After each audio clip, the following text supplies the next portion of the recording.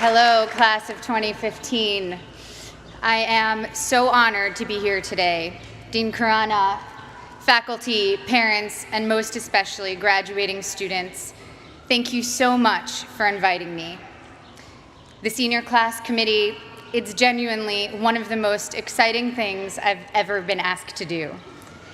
I have to admit, primarily because I can't deny it, as it was leaked in the WikiLeaks release of the Sony hack, that when I was invited, I replied, and I directly quote my own email, "Wow, this is so nice.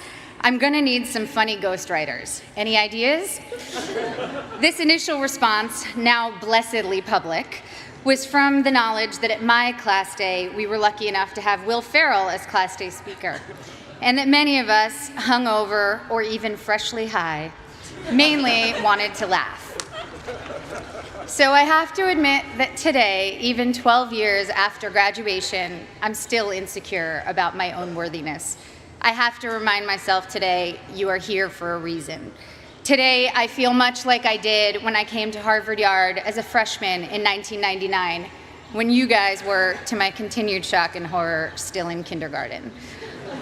I felt like there had been some mistake, that I wasn't smart enough to be in this company, and that every time I opened my mouth, I would have to prove I wasn't just a dumb actress.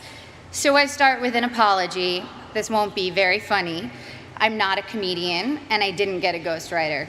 But I am here to tell you today, Harvard is giving you all diplomas tomorrow. You are here for a reason. Sometimes your insecurities and your inexperience may lead you to embrace other people's expectations, standards, or values.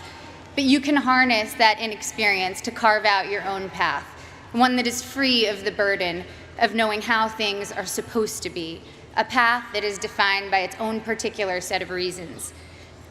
The other day, I went to an amusement park with my soon-to-be 4-year-old son, and I watched him play arcade games. He was incredibly focused, throwing his ball at the target. Jewish mother that I am, I skipped 20 steps and was already imagining him as a major league player with what his aim and his arm and his concentration. But then I realized that when he won, he was playing to trade in his tickets for the crappy plastic toys. The prize was much more exciting than the game to get it. I, of course, wanted to urge him to take joy in the challenge of the game, the improvement upon practice, the satisfaction of doing something well, and even feeling the accomplishment when achieving the game's goals. But all of these aspects were shaded by the little 10-cent plastic men with sticky, stretchy blue arms that adhere to the walls. That was the prize. In a child's nature, we see many of our own innate tendencies. I saw myself in him, and perhaps you do too. Prizes serve as false idols everywhere. Prestige, wealth, fame, power. You will be exposed to many of these, if not all.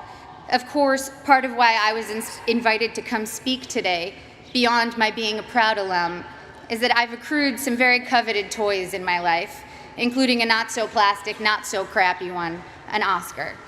So we bump up against a common trope, I think, of the commencement address, people who have achieved a lot telling you that the fruits of achievement are not always to be trusted. But I think that contradiction can be reconciled and is in fact instructive. Achievement is wonderful when you know why you're doing it, and when you don't know, it can be a terrible trap. I went to a public high school on Long Island, Syosset High School. Ooh, hello, Syosset. The girls I went to school with had Prada bags and flat-ironed hair, and they spoke with an accent I, who had moved there at age 9 from Connecticut, mimicked to fit in. Florida oranges, chocolate cherries. Since I'm ancient and the internet was just starting when I was in high school, people didn't really pay that much attention to the fact that I was an actress. I was known mainly at school for having a backpack bigger than I was and always having whiteout on my hands, as I hated seeing anything crossed out in my notebooks. I was voted for my senior yearbook most likely to be a contestant on Jeopardy, or code for nerdiest. When I got to Harvard, just after the release of Star Wars Episode 1, I knew I would be starting over in terms of how people viewed me. I feared people would assume I had gotten in just for being famous, and that they would think I was not worthy of the intellectual rigor here. And they would not have been far from the truth. When I came here, I had never written a 10-page paper before. I'm not even sure I'd written a 5-page paper. I was alarmed and intimidated by the calm eyes of fellow students who came here from Dalton or Exeter, who thought that compared to high school, the workload here was easy. I was completely overwhelmed and thought that reading 1,000 pages a week was unimaginable, that writing a 50-page thesis was just something I could never do. I had no idea how to declare my intentions. I couldn't even articulate them to myself. I had been acting since I was 11, but I thought acting was too frivolous and certainly not meaningful. I came from a family of academics and was very concerned with being taken seriously. In contrast to my inability to declare myself, on my first day of orientation freshman year, 5 separate students introduced themselves to me by saying, "I'm going to be president. Remember I told you that." Their names, for the record, were Bernie Sanders, Mark Rubio, Ted Cruz, Barack Obama, and Hillary Clinton. In all seriousness, I believed every one of them. Their bearing and self-confidence alone seemed proof of their prophecy, where I couldn't shake my self-doubt. I got in only because I was famous. This was how others saw me. It was how I saw myself. Driven by these insecurities, I decided that I was going to find something to do at Harvard that was serious and meaningful, that would change the world and make it a better place. At the age of 18, I had already been acting for 7 years and assumed I'd find a more serious and profound path in college. So freshman fall, I decided to take neurobiology and advanced modern Hebrew literature because I was serious and intellectual. Needless to say, I should have failed both. I got B's for your information, and to this day, every Sunday, I burn a small effigy to the pagan gods of great inflation. But as I was fighting my way through Aleph Bet Yehoshua in Hebrew and the different mechanisms of neural response, I saw friends around me writing papers on sailing and pop culture magazines, and professors teaching classes on fairy tales and the Matrix. I realized that seriousness for seriousness' sake was its own kind of trophy, and a dubious one, a pose I sought to counter some half-imagined argument about who I was. There was a reason I was an actor. I love what I do. And I saw from my peers and my mentors that that was not only an acceptable reason, it was the best reason. When I got to my graduation, sitting where you sit today, after 4 years of trying to get excited about something else, I admitted to myself that I couldn't wait to go back and make more films. I wanted to tell stories, to imagine the lives of others, and help others do the same. I had found, or perhaps reclaimed, my reason. You have a prize now, or at least you will tomorrow. The prize is a Harvard degree in your hand, but what is your reason behind it? My Harvard degree represents for me the curiosity and invention that were encouraged here, the friendships I've sustained, the way Professor Graham told me not to describe the way light hit a flower, but rather the shadow that the flower cast, the way Professor Scarry talked about theater as a transformative religious force, how Professor Coslin showed how much of our visual cortex is activated just by imagining. Now granted, these things don't necessarily help me answer the most common questions I'm asked. What designer are you wearing? What's your fitness regime? Any makeup tips? But I have never since been embarrassed to myself ask what I might previously have thought was a stupid question. My Harvard degree and other awards are emblems of the experiences which led me to them. The wood-paneled lecture halls, the colorful fall leaves, the hot vanilla at Toscanini's, reading great novels in overstuffed library chairs, running through dining halls screaming, ooh, ah, city step, city step, city step, city step. Woohoo! It's easy now to romanticize my time here, but I had some very difficult times here too. Some combination of being 19, dealing with my first heartbreak, taking birth control pills that have since been taken off the market for their depressive side effects, and spending too much time missing daylight during winter months led me to some pretty dark moments, particularly during sophomore year. There were several occasions I started crying in meetings with professors, overwhelmed with what I was supposed to pull off when I could barely get myself out of bed in the morning. Moments when I took on the motto for my schoolwork, done, not good. If only I could finish my work, even if it took eating a jumbo pack of Sour Patch Kids to get me through a single 10-page paper. I felt that I had accomplished a great feat. I'd repeat to myself, done, not good. A couple of years ago, I went to Tokyo with my husband, and I ate at the most remarkable sushi restaurant. I don't even eat fish, I'm vegan, so that tells you how good it was. Even with just vegetables, this sushi was the stuff you dream about. The restaurant had 6 seats. My husband and I marveled at how anyone could make rice so superior to all other rice. We wondered why they didn't make a bigger restaurant and be the most popular place in town. Our local friends explained to us that all the best restaurants in Tokyo are that small and do only one type of dish, sushi or tempura or teriyaki, because they want to do that thing well and beautifully. And it's not about quantity, it's about taking pleasure in the perfection and beauty of the particular. I'm still learning now that it's about good and maybe never done, that the joy and work ethic and virtuosity we bring to the particular can impart a singular type of enjoyment to those we give to, and of course to ourselves. In my professional life, it also took me time to find my own reasons for doing my work. The first film I was in came out in 1994. Again, appallingly, the year most of you were born. I was 13 years old upon the film's release, and I can still quote what the New York Times said about me verbatim. Ms. Portman poses better than she acts. The film had a universally tepid critical response and went on to bomb commercially. That film was called The Professional, or Leon, in Europe. And today, 20 years and 35 films later, it is still the film people approach me about the most to tell me how much they loved it, how much it moved them, how it's their favorite movie. I feel lucky that my first experience releasing a film was initially such a disaster by all standard measures. I learned early that my meaning had to be from the experience of making the film and the possibility of connecting with individuals rather than the foremost trophies of my industry, financial and critical success. And also that those initial reactions could be false predictors of your work's ultimate legacy. I started choosing only jobs I was passionate about and from which I knew I could glean meaningful experiences. This thoroughly confused everyone around me, agents, producers, and audiences alike. I made Goya's Ghosts, a foreign independent film, and studied art history, visiting the Prado every day for 4 months as I read about Goya and the Spanish Inquisition. I made V for Vendetta, a studio action movie for which I learned everything I could about freedom fighters who in other eyes might be called terrorists, from Menachem Begin to the Weather Underground. I made Your Highness, a pothead comedy with Danny McBride, and laughed for 3 months straight. I was able to own my meaning and not have it be determined by box office receipts or prestige. By the time I got to making Black Swan, the experience was entirely my own. I felt immune to the worst things anyone could say or write about me, and to whether an audience felt like going to see my movie or not. It was instructive for me to see that for ballet dancers, once your technique gets to a certain level, the only thing that separates you from others is your quirks, or even flaws. One ballerina was famous for how she turned slightly off balance. You can never be the best technically. Someone will always have a higher jump or a more beautiful line. The only thing you can be the best at is developing your own self. Authoring your own experience was very much what Black Swan itself was about.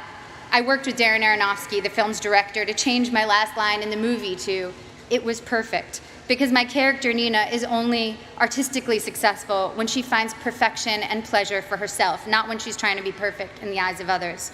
So when Black Swan was successful financially and I began receiving accolades, I felt honored and grateful to have connected with people. But the true core of my meaning I had already established, and I needed it to be independent of people's reactions to me. People told me that Black Swan was an artistic risk, a scary challenge to try to portray a professional ballet dancer. But it didn't feel like courage or daring that drew me to it. I was so oblivious to my own limits that I did things I was woefully unprepared to do. And so the very inexperience that in college had made me feel insecure and made me want to play by others' rules now was making me actually take risks I didn't even realize were risks.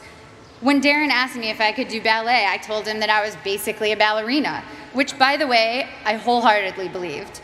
When it quickly became clear in preparing for the film that I was maybe 15 years away from being a ballerina, it made me work a million times harder, and of course, the magic of cinema and body doubles helped the final effect.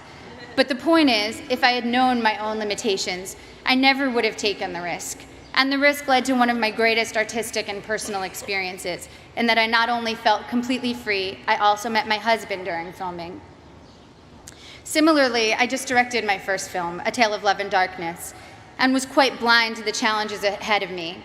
The film is a period film, completely in Hebrew, in which I also act, with an 8-year-old child as a co-star. All of these are challenges I should have been terrified of, as I was completely unprepared for them.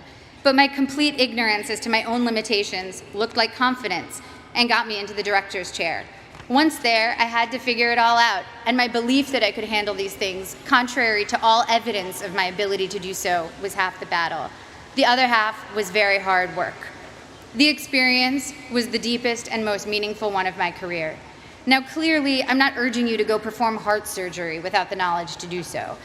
Making movies, admittedly, has less drastic consequences than most professions and allows for a lot of effects that make up for mistakes.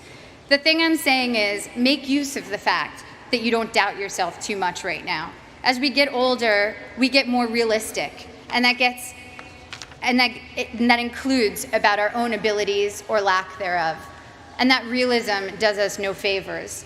People always talk about diving into things you're afraid of. That never worked for me. If I'm afraid, I run away, and I would probably urge my child to do the same. Fear protects us in many ways.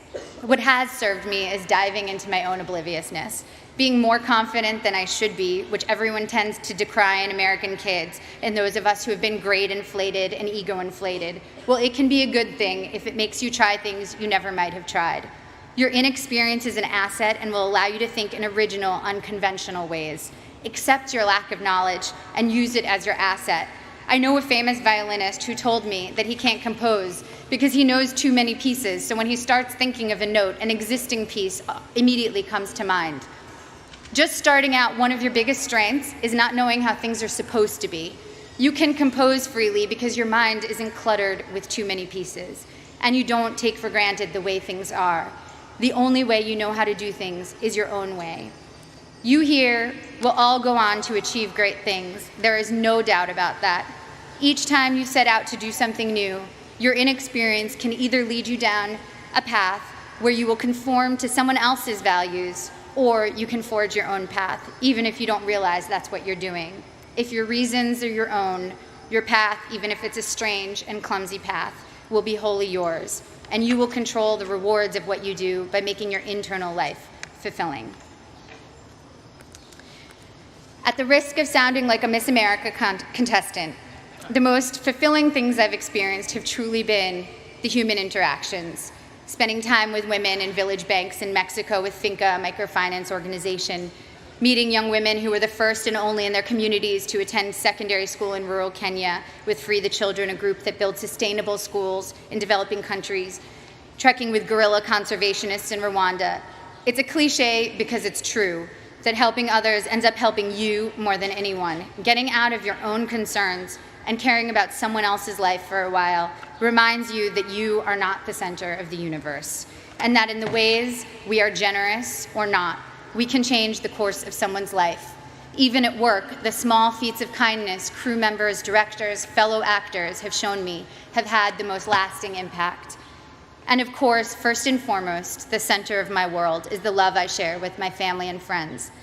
I wish for you that your friends will be with you through it all, as my friends from Harvard have been together since we graduated. My friends from school are still very close. We have nursed each other through heartaches and danced at each other's weddings. We've held each other at funerals and rocked each other's new babies. We've worked together on projects, helped each other get jobs, and thrown parties for when we've quit bad ones. And now our children are creating a second generation of friendship as we look at them toddling together, haggard and disheveled working parents that we are. Grab the good people around you, don't let them go. The biggest asset this school offers you is a group of peers that will be both your family and your school for life. I remember always being pissed at the spring here in Cambridge, tricking us into remembering a sunny yard full of laughing frisbee throwers after 8 months of dark, frigid library dwelling. It was like the school had managed to turn on the good weather as a last memory we should keep in mind that would make us want to come back. But as I get farther away from my years here, I know that the power of this school is much deeper than weather control. It changed the very questions I was asking. To quote one of my favorite thinkers, Abraham Joshua Heschel, To be or not to be is not the question. The vital question is how to be and how not to be. Thank you. I can't wait to see how you do all the beautiful things you will do.